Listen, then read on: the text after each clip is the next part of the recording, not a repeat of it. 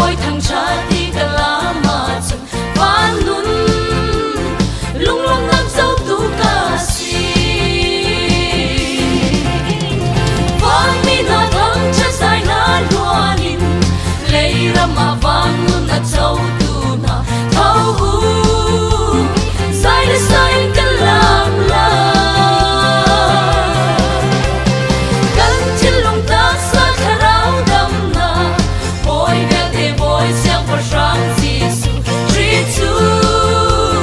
Hallelujah thằng cha tu đi vào lấy áo thật xóa na tâm tình in lên lòng suy lên muốn cho lệ và gần sâu sẽ làm vì ông thật lâu cần khu cần tốt lâu và lấy đầu chủ chiếm khá rau lắm sâu ở căn tệ mi phán luôn chút chút làm vì ông làm gì phán mi na thang chắc sai hát hoa nhìn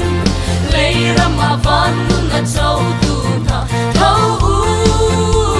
sai sai cái làm la gần trên lòng ta sa khá ráo đầm na bôi đẹp để bôi sang vào sáng Giêsu Christu